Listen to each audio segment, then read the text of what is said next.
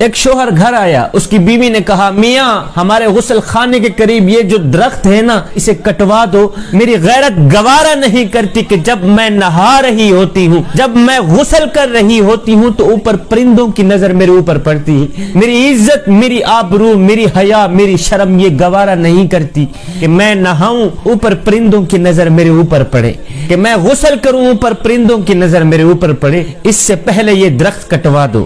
یہ سن کر شوہر بیوی کی اس بات سے بڑا ہی متاثر ہوا، دونوں ہاتھ اٹھائے، عرض کی شکر ہے میرے مالک، تو نے ایک نیک بیوی میرے نصیب میں لکھی ہے۔ خیر شوہر نے وہ غسل خانے کے قریب والا درخت کٹوا دیا، وقت گزرتا گیا، زندگی کے دن گزرتے گئے، ایک دن شوہر خلاف معمول اچانک اپنے گھر آیا تو دیکھ کر کانپ اٹھا کہ بیوی کسی غیر محرم مرد کے ساتھ کھڑی ہنسی مذاق کر رہی۔ یہ دیکھ کر شوہر کو بہت ہی دکھ ہوا، بہت ہی دکھ ہوا، یہ دکھ برداشت نہ کر پایا۔ بیوی کا یہ سین دیکھ کر شوہر نے کیا کیا، اپنا گھر چھوڑ کر شہر بغداد چلا گیا، وہاں جا کر اس نے اپنا کاروبار شروع کر دیا۔ اللہ تعالیٰ نے اس کے کاروبار میں خوب برکت ڈالی کہ وہ دن بدن ترقی کرتا گیا۔ وہ اپنے کاروبار کے چمکنے کی بدولت بغداد کے بڑے بڑے بزنس مین لوگوں میں شمار ہونے لگا۔ اب شہر بغداد والے اسے ایک بڑے بزنس مین کے نام سے پکارا کرتے تھے۔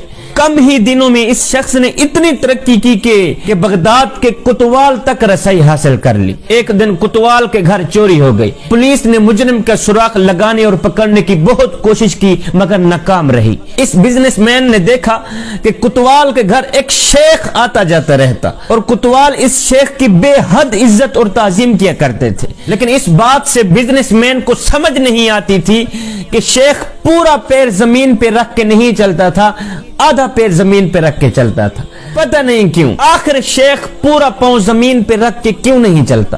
جب اس بزنس مین نے کسی سے اس شیخ کی وجہ پوچھی کہ شیخ پورا پاؤں زمین پہ رکھ کے کیوں نہیں چلتا، وجہ کیا ہے، تو اسے بتایا گیا کہ شیخ پورا پاؤں زمین پہ اس لیے نہیں رکھتے کہ کہیں کیڑے مکوڑے نہ کچلے جائیں۔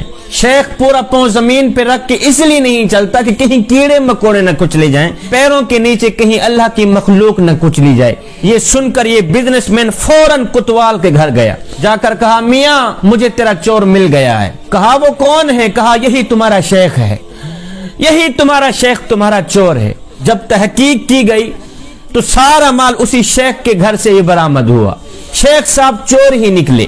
کوتوال نے اس بزنس مین سے بڑی ہی حیرانی سے پوچھا کہ میاں ہم نے تو کبھی سوچا ہی نہیں تھا کہ یہ شیخ بھی ایسی حرکت کرے گا، تمہیں کیسے معلوم ہوا، تمہیں کیسے پتا چلا کہ یہ شخص چور ہے؟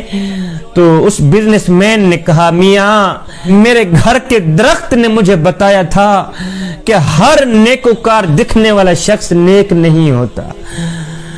میرے گھر کے اس درخت نے مجھے نصیحت کی تھی کہ جو لوگ ضرورت سے زیادہ نیک نظر آنے کی کوشش کرتے ہیں نا، عموماً وہ لوگ نیک نہیں ہوتے۔ مجھے کسی نے نہیں بتایا، بس مجھے اپنے گھر کے اس درخت نے مجھے نصیحت کی تھی کہ ہر نیکوکار دکھنے والا شخص نیک نہیں ہوتا۔ جوانوں، یہ ایک حقیقت ہے کہ کچھ لوگ فیس بک، سوشل میڈیا کی حدود تک ہی با اخلاق رہتے ہیں، جبکہ حقیقی زندگی میں ان کے شر سے رشتہ داروں یہاں تک کہ اپنے گھر والے بھی پناہ مانگتے رہتے ہیں۔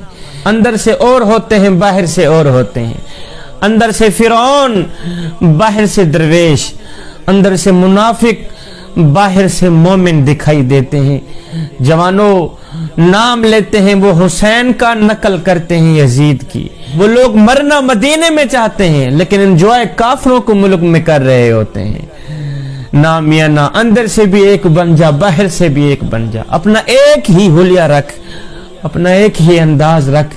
میرا اللہ فرماتا ہے یا ایھا الذین آمنوا ادخلوا فی السلم کافہ، اے ایمان والو پورے کے پورے اسلام میں داخل ہو جاؤ، پورے کے پورے مکمل طور پر اسلام میں داخل ہو جاؤ، یعنی آدھے تتر اور آدھے بٹیر بن کر نہ رہو۔